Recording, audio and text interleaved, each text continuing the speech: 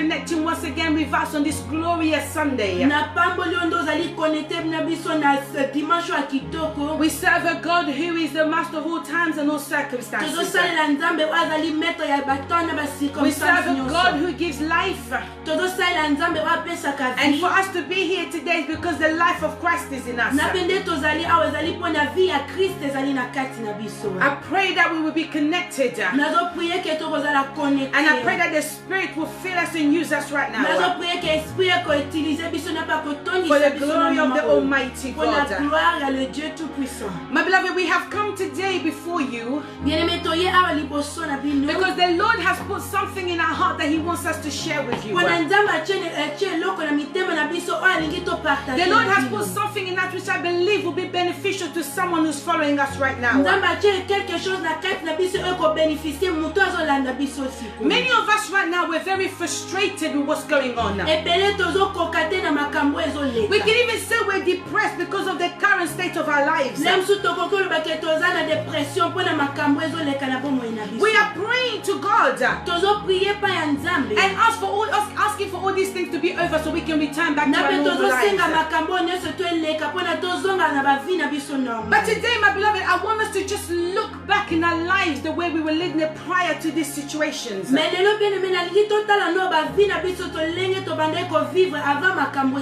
of us had lived a life that was not pleasing or giving glory to our God.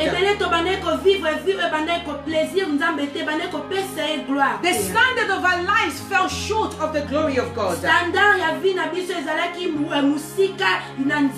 And the reason we have been living such a substandard life because we had allowed doors to be open which brought destruction into our lives.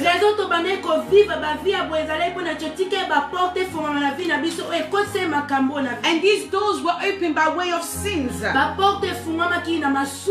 My beloved, we opened so many doors into our lives that did not allow the hand of God to be fully manifested in our lives.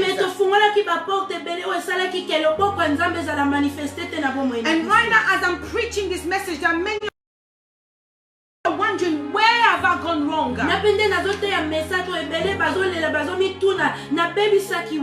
That's why today I would like us to discuss on this wonderful topic of closing the doors.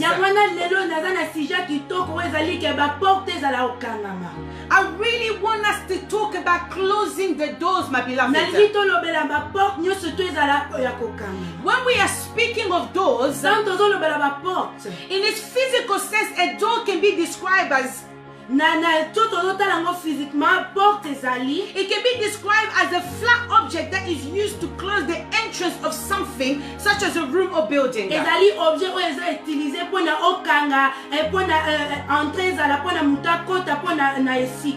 in a short term, we can say that a door is something that is used to close an entrance. Just as we have physical doors, my beloved, we also have spiritual doors. In the same way that we can open and close our physical doors, we can also close and open spiritual doors. Jesus said in the book of John 10:9, I am the door. If anyone enters by me, he will be saved and will go on in and out and will find pastures. In the book of Revelation 3:20, the Lord says, here I am. I am standing at the door and I knock. And if anyone hears my voice and opens the door, I will come into their home and I will eat with them and they will eat with me. So my beloved, you can see that a door is something that is very important. And when we choose to close or to open a door, the decision to open or close the door can have a major impact to our lives.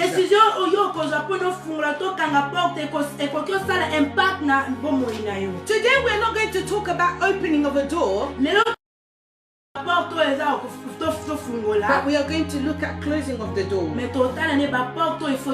And when we are going to talk about the closing of a door, we are not only going to talk about it being the door being closed, but we are going to talk about and ensuring that the door is closed and it is locked.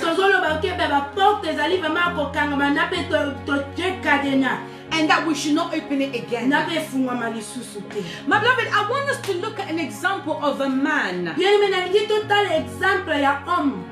who, after realizing that God had called him, how he chose to close the door into his old life and open the door into a new life that God has laid before him. Now, in order to close one door and open another door, it can be done by obedience. And we are going to look at how this man had obeyed the voice in the calling of God and chose to close the door of his old life and open the door into a new life. My beloved, very quickly, I want you and I to go into the book of 1 Kings 19. And we're going to read from verses 19 to 21. I'm going to read for those of you who are following right now in the name of Jesus. Elijah had left and found Elisha plowing a team of oxen. There were 11 teams ahead of him, and he was plowing with the last one. Elijah took off his cloak and put it on Elisha. Elisha then left his oxen, ran after Elijah, and said, "Let me kiss my father and mother goodbye, and then I will go with you." Elijah answered, "All right, go back. I'm not stopping you." Then Elijah went to his team of oxen, killed them, and cooked the meat using the yoke as the fuel for the fire. He gave the meat to the people and they ate it. Then he went and followed Elijah as his helper. The word of the Lord. Amen. My beloved, the story that we have just read, it speaks of the calling of Elisha. My beloved, we know that Elijah is a prophet of God who worked under Elijah.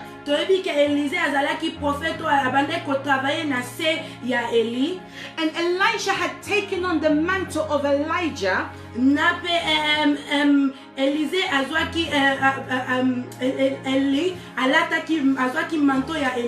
after he was taken up by a whirlwind.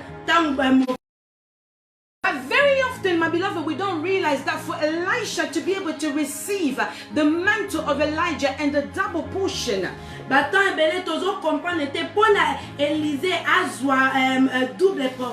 of his master, he had to make a decision. And that decision Elisha had to make was either to close a door of his past life and open the door of his new life, or to continue with his life as he knew it. My beloved, very often we speak about Abraham. Very often when we speak of Abraham, we speak about how God blessed him. We speak about Abraham, how God made his name great. And how God made him a father of the multitude. However, in order for Abraham to become what we know of him today, Abraham had to choose to close one door of his past life, the door that he knew and he became accustomed to, and he had to open a door that was unknown to him. When we're speaking of the doors that Abraham had to close and the doors that he had to open, he had to close the door of his father's house. A life that he knew very well. He was living under custom that he knew very well. He was living in a tradition that he knew very well. And Abraham had to choose to leave all these things behind and close this door behind him and to head towards a door which was unknown to him. And that door was the land in which the Lord God will lead him. My beloved, this door, Abraham, the path that God has sent Abraham to take was unknown to Abraham. But the Bible says by faith Abraham had obeyed. He had left all that he was used to, the comfort of his father's house, the provision that he enjoyed under his father, and the security that he had. Abraham left all of those things behind. My beloved, he closed that door and walked away towards a place he did not know. But Abraham had trusted God, that God knew exactly where he was leading him, and that was sufficient for him. That act of obedience that Abraham had shown to God was the reason that God blessed Abraham so greatly. My beloved, you and I today, we don't know how our life is going to be. Right now we are confined in our homes. We don't know how our life is going to become after the confinement is over. Many of us had things which we were enjoying before this. Many of us had things that we were doing. But because we are confined in our homes, we are no longer able to do that. And we are asking ourselves the question, what would become of us after this confinement is over? Hallelujah. Amen. Just as you're following me right now, you are asking yourself, what would I do? What would happen of my life? But just as Abraham had obeyed God, we also need to trust God. Amen. Amen. We need to trust God in knowing that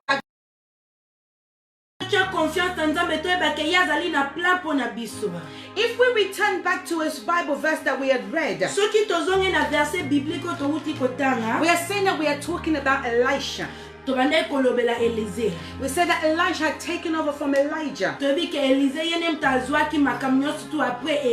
just as Joshua had succeeded Moses. But why are we going to talk about Elijah today? Why are we going to talk about Elisha? And why did Elisha step up to this position? Before we can truly understand why Elisha came to the place where he came to be, we need to look at the life of Elijah. Elijah was a prophet of God. Not only was he a prophet, but he was a powerful prophet of God. And God used him greatly. God used him to perform many exploits. If we read in the book of 1 Kings 18, and we start from verses 16 and going forward, we see the miracles that Elijah had performed on Mount Carmel.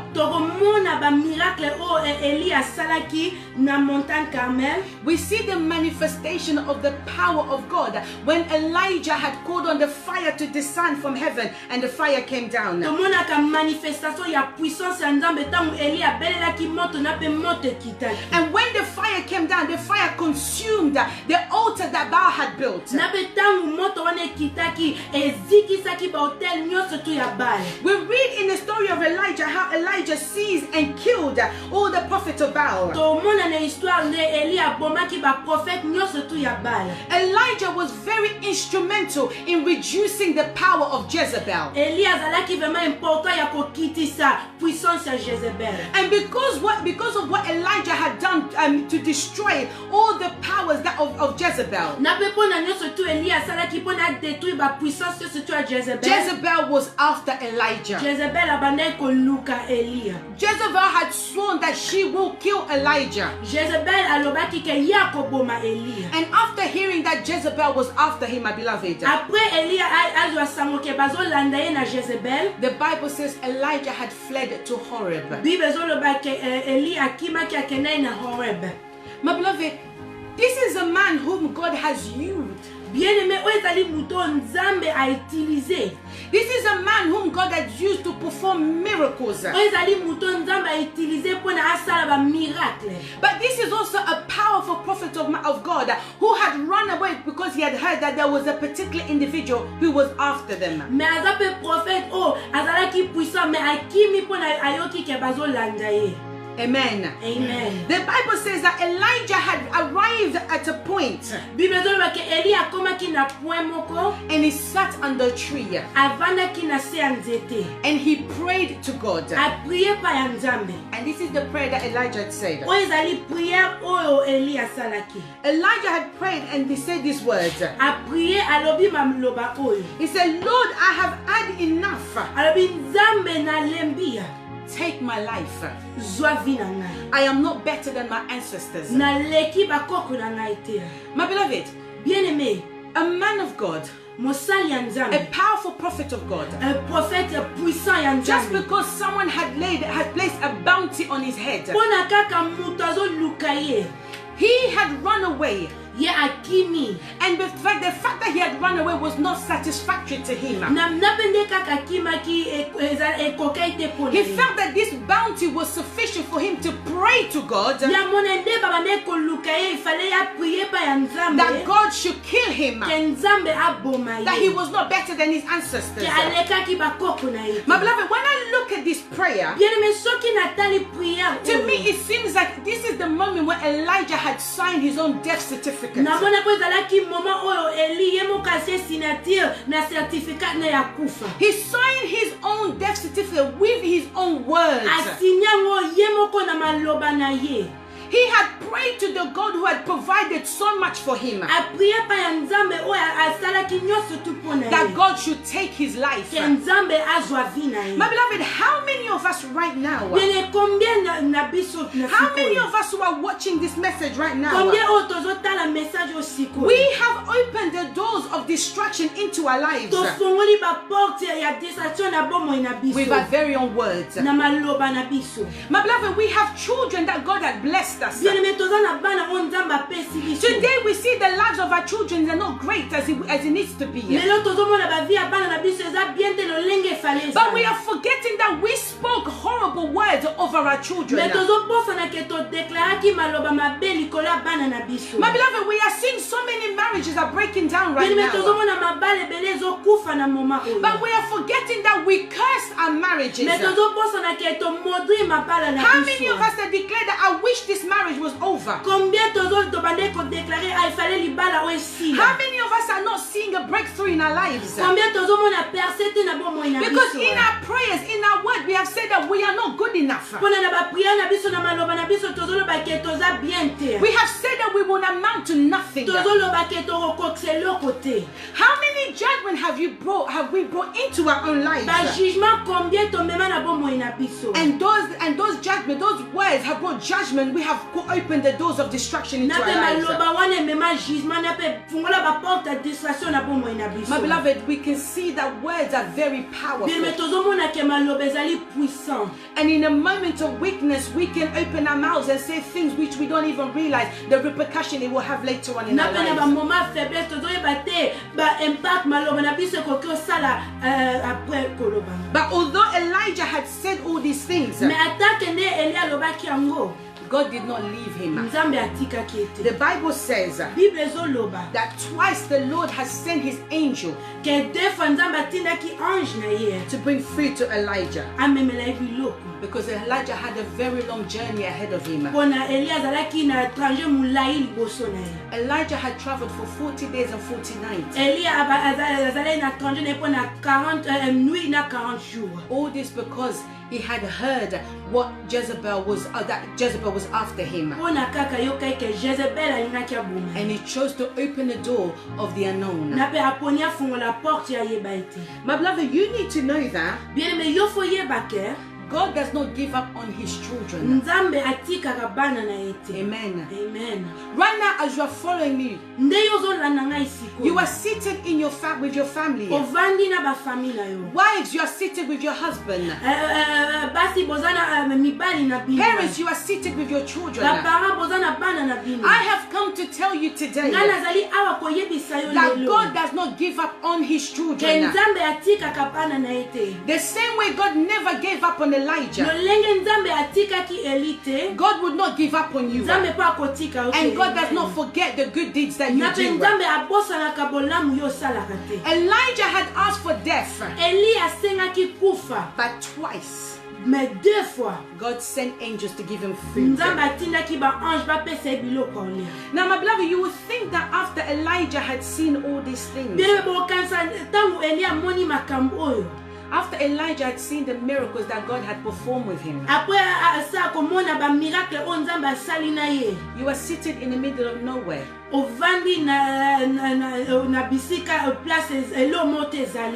And God brings food for you to eat. Do you think as a human being this would not have played with Elijah in Elijah's mind? I have just asked this God for death,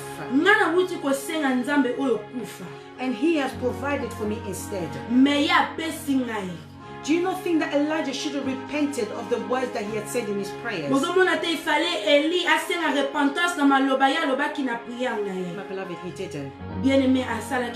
How many of us in the same position that Elijah had been in?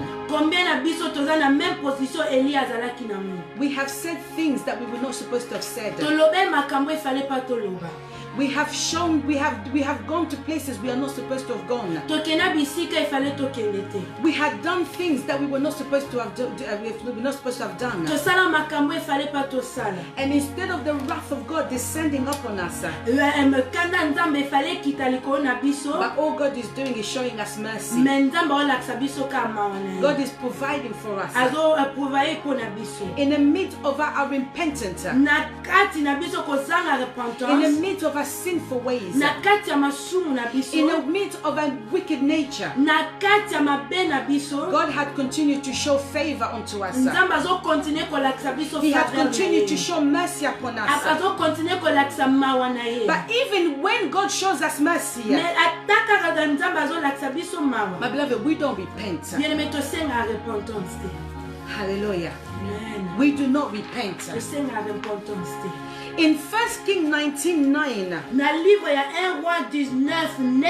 the Bible says, the Lord appeared unto Elijah and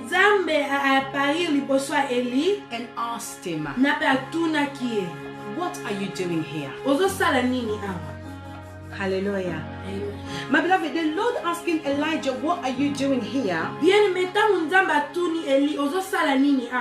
Had shown that Elijah had gone to Sinai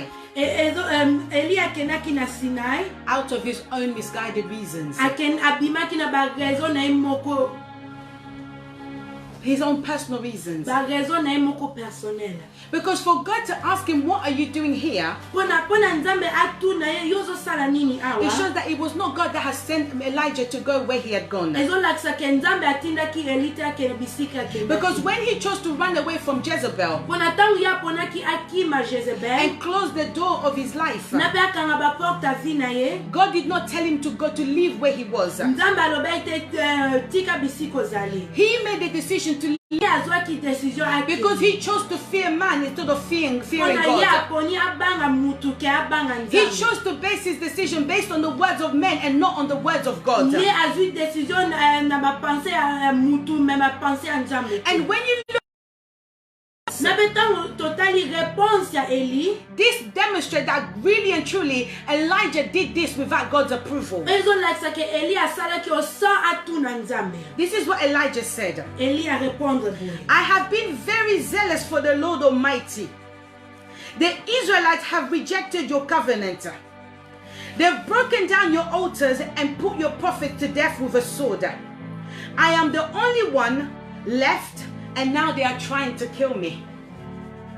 My beloved, this is not what God asked him.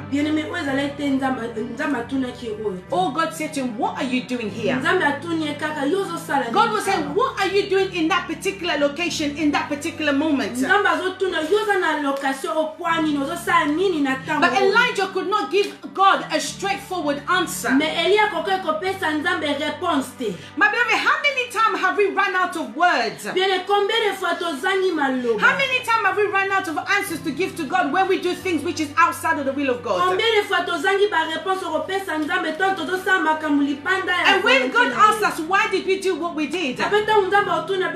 We begin to stutter. We begin to say all sorts. Instead of saying exactly why we have done this. If he had done what God had asked him, Elijah would have had a straightforward answer. But because he did not do what God asked him to do, he had placed the word of men before the ordained God. He could not answer. But rather Elijah started complaining. He started condemning. God did not have an issue with the people where Elijah, with those people. God's problem was with Elijah. Why are you here? My beloved, we have done something wrong. God is telling us why we've done it. In the Garden of Eden, God said to Adam, why have you done this? Instead of Adam repenting, he started making excuses. It is the wife you gave, the woman you gave me. And the woman, it is the serpent. A straightforward, Father, forgive me. That would have been sufficient. That would not have caused Adam and Eve to be cast out of the garden. But they started making excuses. They started making excuses. The same way we have found ourselves. When we do something wrong, we say, well, I've done this because this person told me to do it. I've said this word because this person had led me to say it.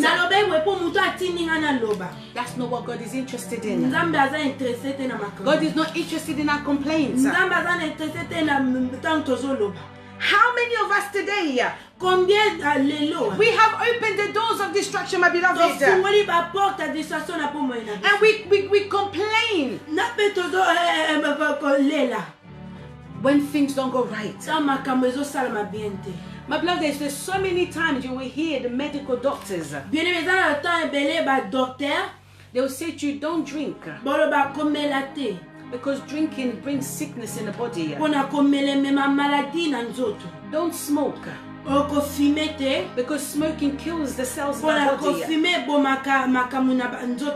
And now we're hearing many scientists that are saying that the reason many people are dying of this COVID-19 is because the immune system was weak. And that weakness was because they had been smoking or because they had been drinking. Hallelujah. Amen. My beloved, we cheat. We lie. We steal. We fornicate. We participate in, we prostitute. We participate in abominations. And my beloved, when the consequences of those actions come to us, instead of us repenting, we make excuses. When sickness comes in our body, you go and sleep outside of marriage. You catch a sexually transmitted infection. And you begin to condemn God. You begin to say, why did God allow this to happen to me? When you yourself were the master, of that decision. You willingly made that decision to go out. And when you begin to suffer the consequences of it, you begin to blame everybody else but yourself. My beloved, but God did not end there with Elijah. The Bible said God asked Elijah the same question for the second time. When we look at this scenario, with God asking Elijah the question for the second time,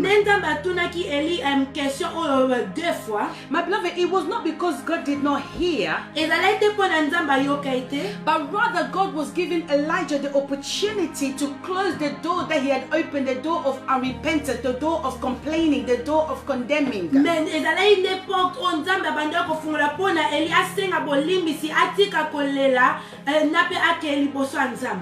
My beloved, it was a perfect opportunity for Elijah to come back to his senses. And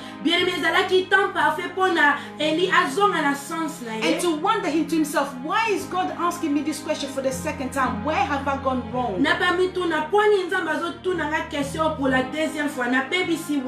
My beloved, today we are alive. But there are many who have died. We are not alive because we are perfect. We are not alive because we've done something great. The reason we are alive right now, where so many around the world are dying of this COVID-19 and other illnesses,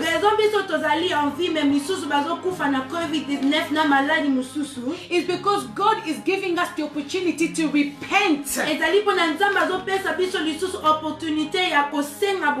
God is giving us the opportunity to amend our ways. And as normal, Elijah had answered with the same answer. My beloved, this demonstrates to me as a minister that Elijah did not understand the significance of the divine revelation that God was just showing to him. There are some of us watching right now, and we don't understand the significance of what's happening. For many of us right now, we can't wait for all these things to be over so we can go back to our lives. We can't wait for these things to be over so we can go back to, to our cheating and to our stealing and our living a life of sin.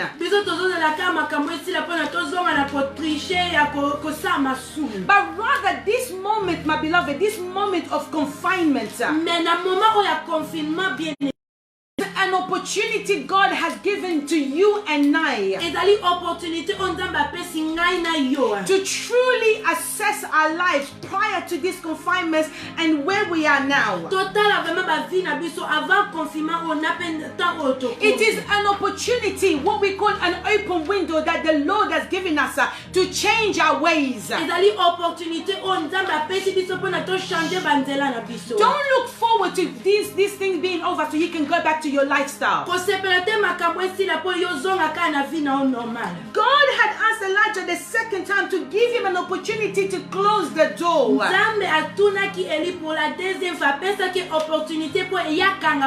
My beloved, God has kept you alive to give you an opportunity not to go back to your old life. God has given you this opportunity for you to mend your ways and give your life wholeheartedly to God.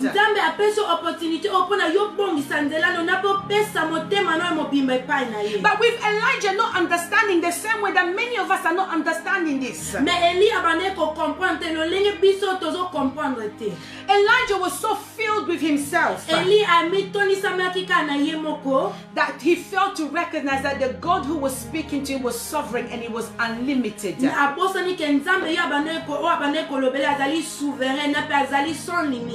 My beloved, very often we speak about our God. We say that our God is a God of second chances.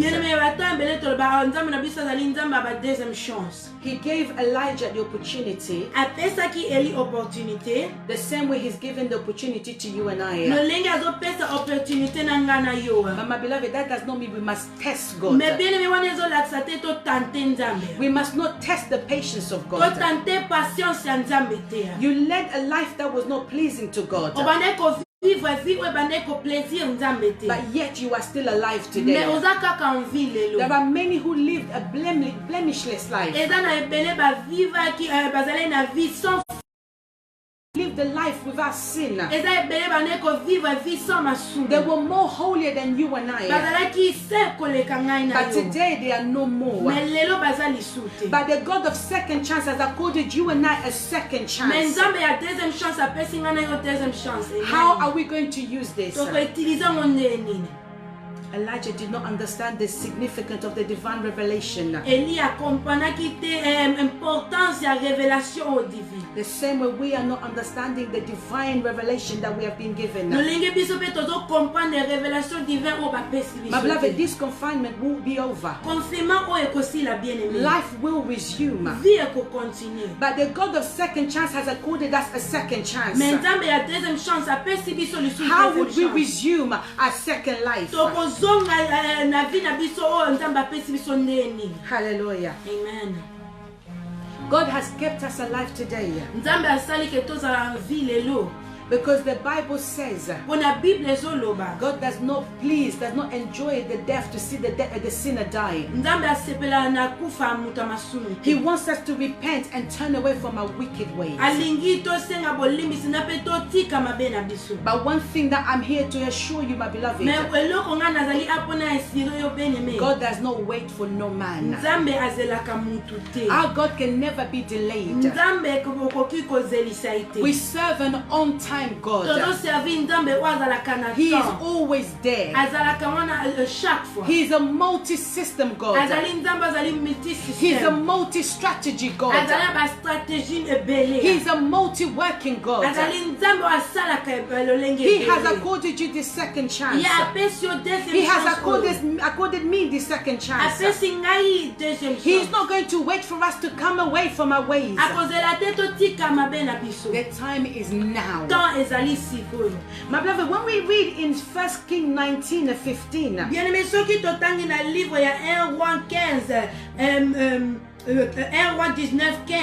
God gives Elijah instruction as to what he must do next. My beloved, I love this God that we serve. Nothing catches him by surprise. And he does not work according to men. But as men, we work according to God. The Bible says the Lord gave Elijah instruction. And this is what God had commanded to Elijah. When we begin to read from 1 Kings 19:15 onward to 18,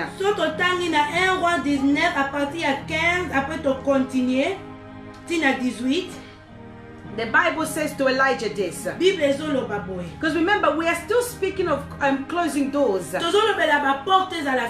I'm just showing you what happens when we close a door and when we open a door. The main author of the story that we are going to speak about is Elisha. But I wanted to show you, why did Elisha come when Elijah was the one who was on the scene?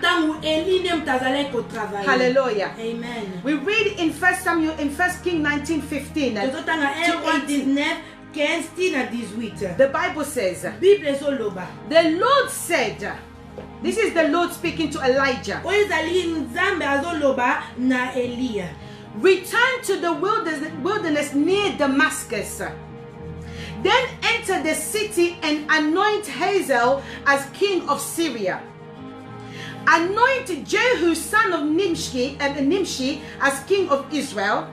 And anoint Elisha son of Japha from Abel Meholah to succeed you as a prophet. Hallelujah. Amen. My beloved, I don't know if you've just understood what I've just read. I'm going to read it again for a clearer understanding. The Lord said to Elijah, return to the wilderness near Damascus. Then enter the city and anoint Hazael as king of Syria. Anoint Jehu son of Nimshi as king of Israel, and anoint Elijah son of Japha from Abel Meholah to succeed you as prophet. Anyone who escapes being put to death by Hazael will be killed by Jehu, and anyone who escaped Jehu will be killed by Elijah.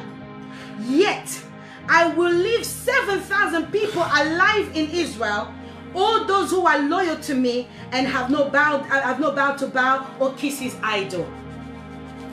My beloved, can you see what God has just said to has just done with Elijah? What does this mean for a man of God who was called and used so powerfully?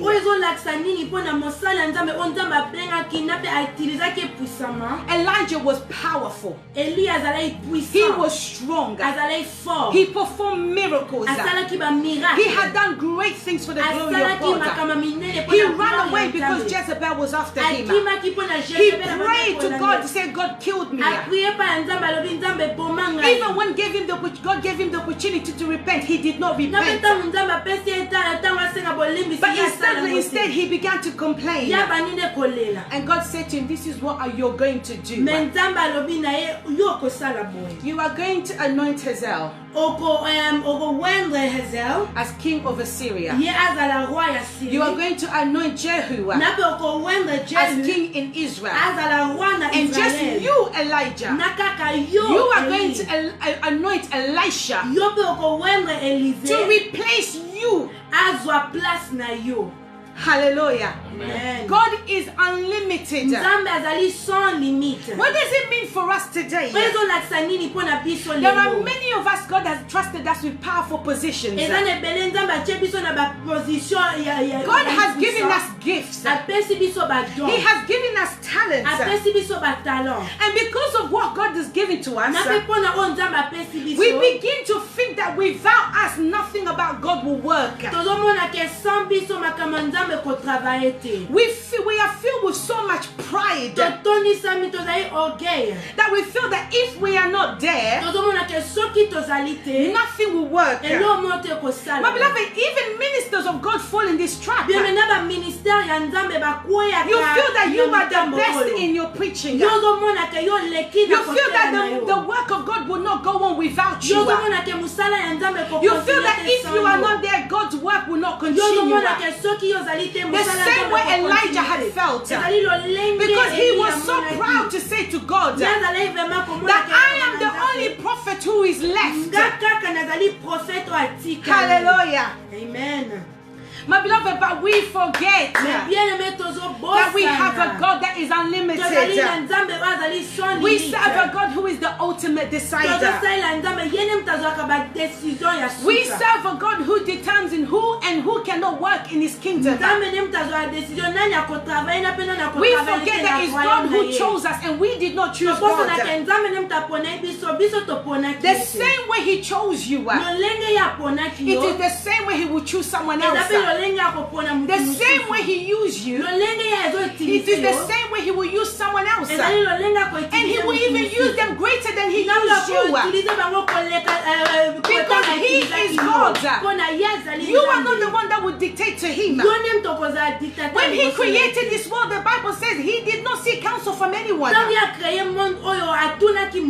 Hallelujah. Amen. My beloved, if we mess with God, He will humble us. And he would not go far to do it. Because Elijah tried to elevate himself. He opened the door of his own judgment that the Lord had given the opportunity to close. And instead of being repentant, he was not. He failed to repent. And God said to him, because you don't want to do this no more. Because you feel like you are so big now, you don't need God anymore. My beloved, you have been blessed with a talent. You have been blessed with a gift. Minister of God. You have been blessed. When you preach, there's miracle happening. You lay your hand on people fall. You begin to speak. The anointing is felt all across the room. The power of God touches to people when you are preaching. My beloved, I've come to tell you, you are not bigger than God. Your ministry is not bigger than God. It is God that gave you that ministry. It's God that opened the door for your ministry. The same way He opened that door for you, the same way He can close that door for you. He opened the door for miracles for Elijah. Elijah became too big for his boots. And God said to him, because you feel that you are too big, because you feel that you have now surpassed me, because you feel that your power is now above me, this is not what you're going to do. You are going to anoint someone else. I am not going to get someone else to anoint them. You are going to anoint that person, and that is the person that is going to replace you. My beloved, if we get too big for our boots, God will raise someone else. And the person that God will raise is someone you did not even consider. The person that God is going to raise is someone who does not even speak like you. Is someone who does not even look like you. Is someone who does not even have the same intellect. Is someone who has not even studied the way you've studied. It is someone who has not even done anything like you have done. God will bring someone out of nowhere. Out of nowhere. Someone who is not even considered. Someone who is rejected. Someone who is a downcast. Someone that you will not even look twice on. But if we become too big for our boots, God is going to take us to raise someone for Him. And then He's going to put us aside. And He's going to raise that person to show you that He is a great and mighty God.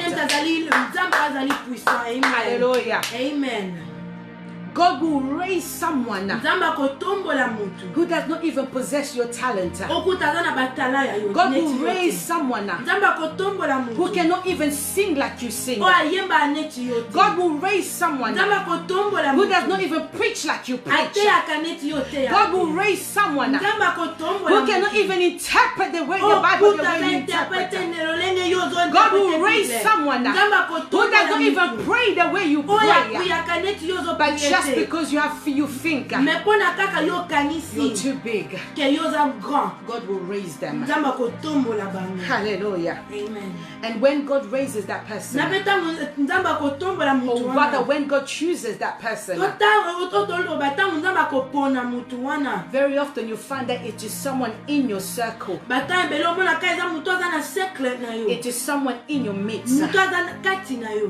And God will get you to train them and prepare them for God's work. When Elijah had met Elisha, the Bible says Elisha was working in the field. He was working with his 12 oxen, his 12 animals. And all Elijah had done was take his cloak, his coat we can say, and he placed it on Elisha. And he left. The Bible says Elisha left and followed Elijah.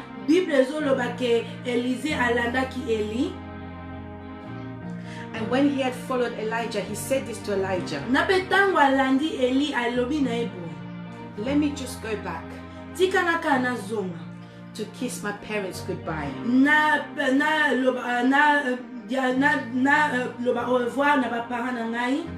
And then I'm going to follow you.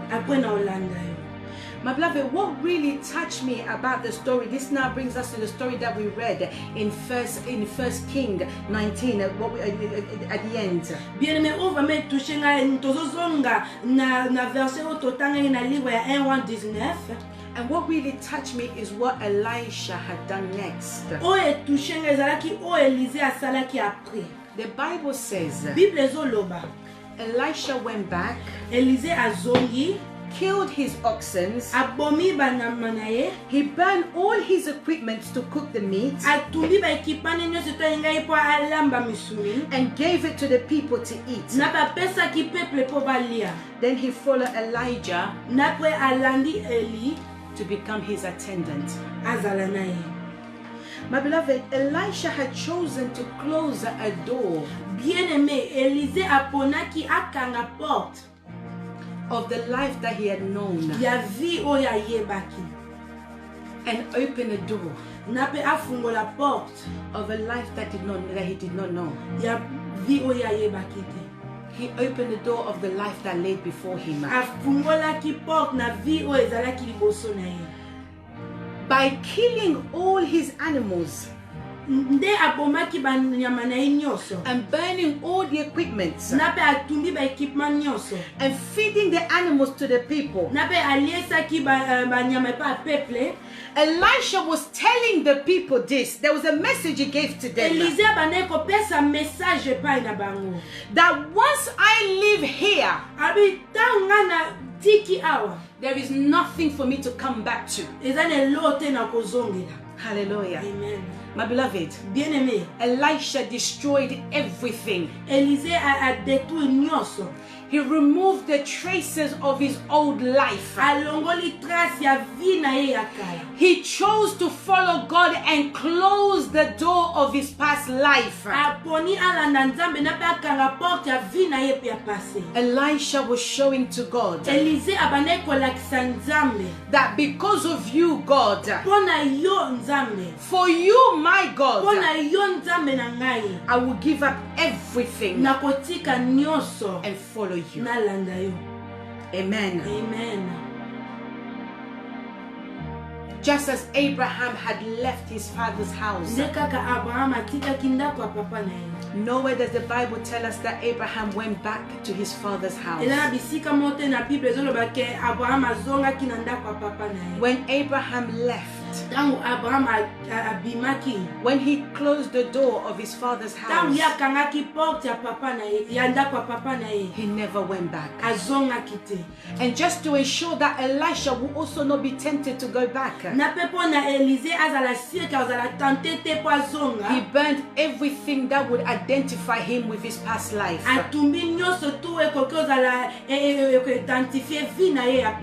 My beloved, right now we are in confinement. Before this confinement, we had a life. And as I said in the beginning, the life that we led before this confinement was not pleasing to God. The life that we led was not giving glory to God. So let's see this at the moment where God has now spoken to you and I. And God is calling us. Because there will be life after this confinement. Are we going to walk in obedience like Abraham had done?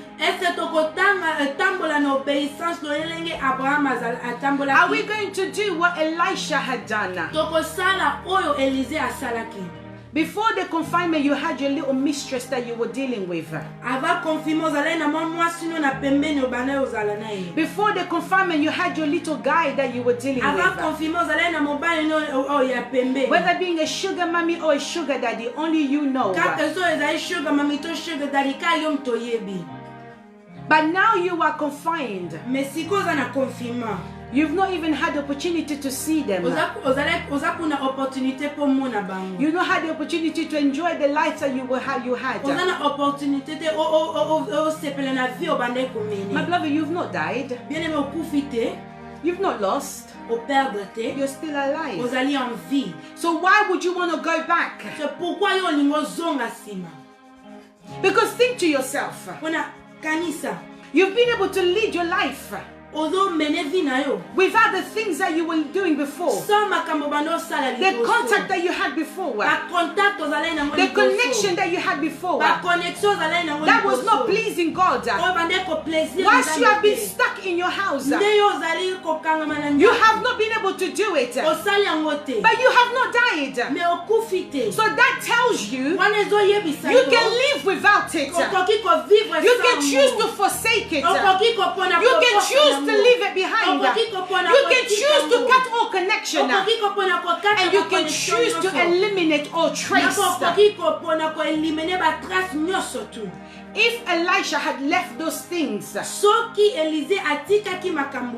and left that door open, maybe there would have been an opportunity for him to go back. The man of God a few weeks ago preached to us on Peter. When Jesus had died, because Peter had not given up completely on his fishing, he went back. He went back. But Elisha destroyed everything. He destroyed every opportunity to go back. He destroyed every temptation to cause him to go back. For the obedience of this, the Bible says Elisha had performed double the miracles that Elijah had performed. Hallelujah. Amen. And the 14th miracle Elisha had performed was with his dead bones. He wasn't even alive. He was dead. But his bones still had the power. His bones still carried the anointing. Why? Because he gave himself wholeheartedly to God. He broke every past connection.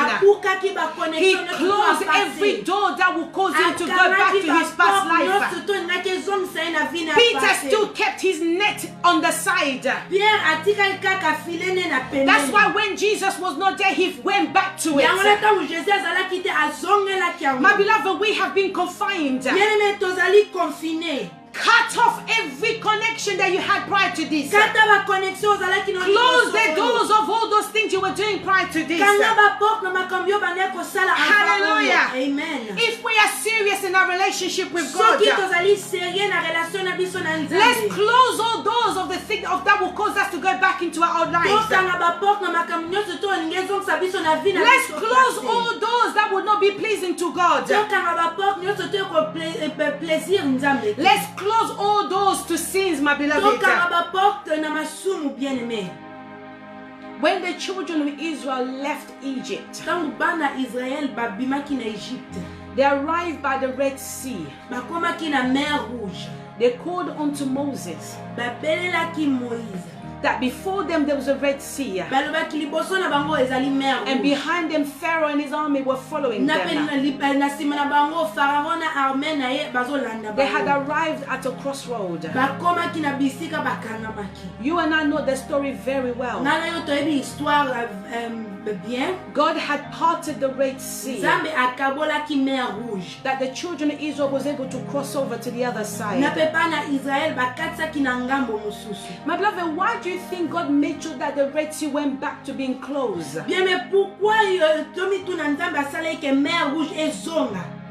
God did not close the Red Sea because Pharaoh and the army were following the children of Israel. That wasn't the only reason. But rather, God made sure that the Red Sea was closed so the Israelites do not go back. Amen.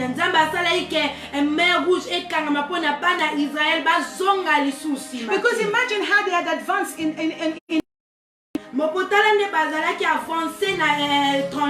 They began to murmur to Moses. They said to Moses, did you bring us here to kill us? When we were in Egypt, we were having manna. We were having melon. We were having a meat. We were fine. But they forgot that they were in slavery. They forgot that their lives were limited. So imagine if the Red Sea was not closed. They would have gone back. Not if all of them, but some would have gone back. But to make sure that they don't go back, God closed back the Red Sea. My beloved, today you are in confinement. Close that door. You have not been able to do the things that you were doing. You have not been able to go to those nightclubs you were going to. It has not killed you. Which means that you can live without it. You have not been stealing. And you're not missing it. Which means that you can live without it. Close those doors. Hallelujah. Amen. My beloved, no matter how hard it gets, do not go back. Close that door and keep it closed. Make sure all traces of your past life is removed from your life. Hallelujah. Amen. Close the door to all your evil ways. Close the door, my beloved. Do not go back. I've said do not tempt God. God has given us this opportunity. We will move on. There is life after this confinement. Elijah has seen a great life. You made the decision to follow Christ. There is a door that the Lord has opened before you. Just like Abraham and Elisha. Walk with faith and obedience. Both of them were not disappointed. Abraham was blessed. He gave birth to a promised son. Elisha was not disappointed. He received the mantle from his master Elijah. And he received the double portion of what Elijah had. Because he chose to close the door. And when he closed that door, he kept it closed. My beloved, I've come to the end of my message. Close the door. Whatever you were doing before that was not pleasing God, you have turned your back to it, and you have been able to survive without it. Don't go back to it. Who will eat the food that they have vomited?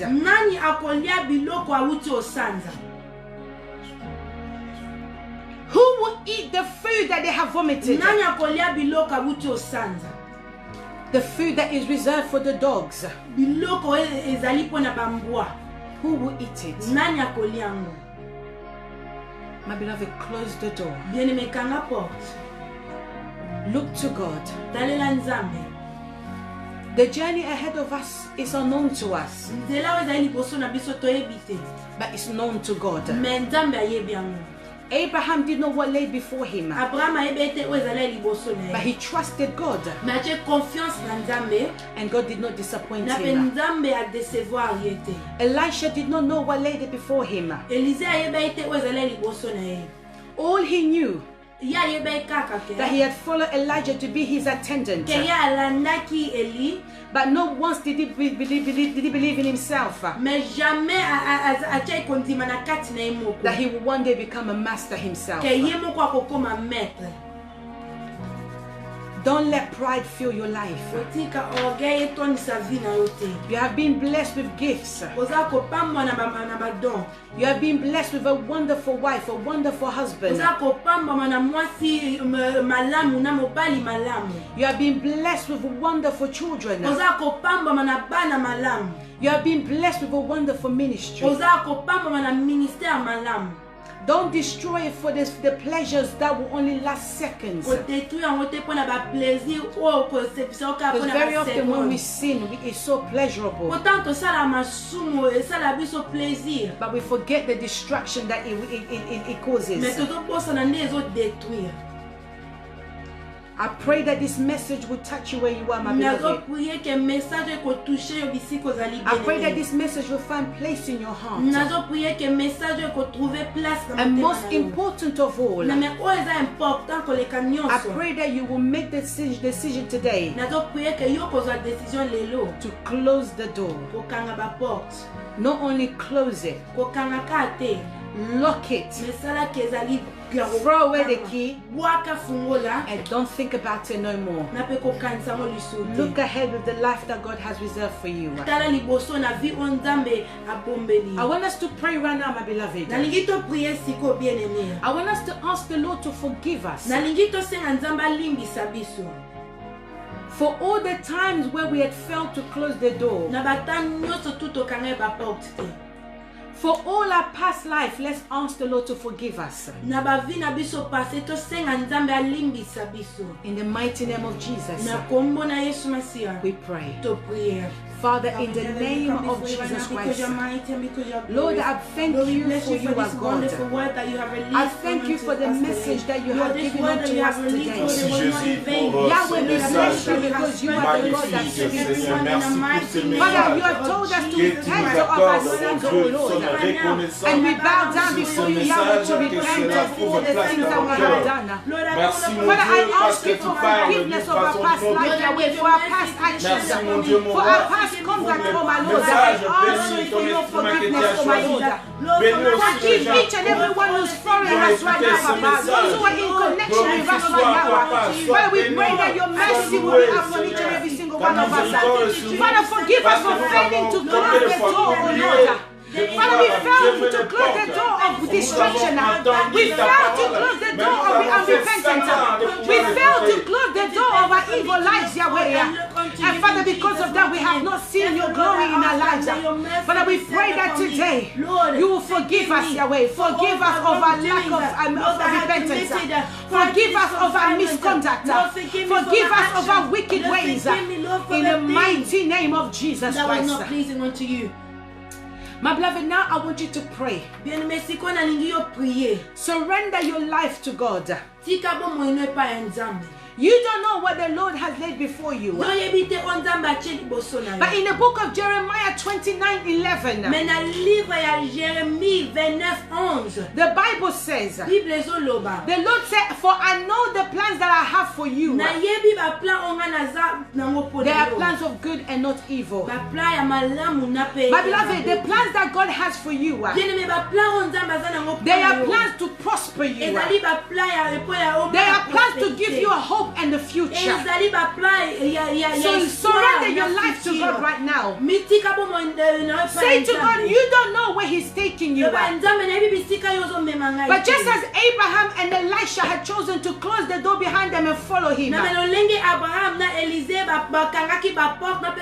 you have also chosen to do the same.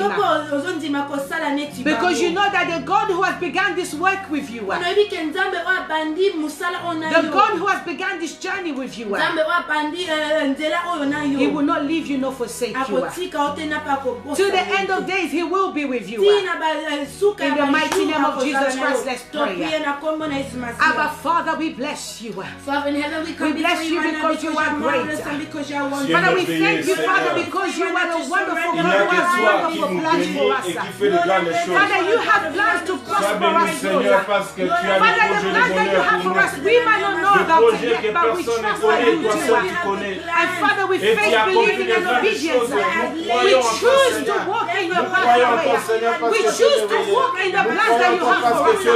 Father, we surrender ourselves unto you, Lord. Father, we pray that you will guide us your way. Just as you guided Elijah, just as you guided Elisha, and just as you guided Abraham. Father, we also believe that you are also going to guide us. Father, we pray that Jehovah, you will give us the strength. Give us no forsake. The mighty name of Jesus Christ. Hallelujah. Hallelujah. Mighty name. Father, in the name of Jesus, I bless you for this message. I bless you for each and everyone who've made the decision today to close the door to the past life and to choose to follow you. Father, the journey ahead of us may be unknown to us men, but it's definitely not unknown to you. For you are the God who is the Alpha and the Omega. You are the first and the last. And you are the beginning and the end. You know the end of us from the beginning. We commit ourselves into your hand. And we pray that you will guide each and every single one of your children who has prayed this prayer with us today. For you are God who will never leave us nor forsake us.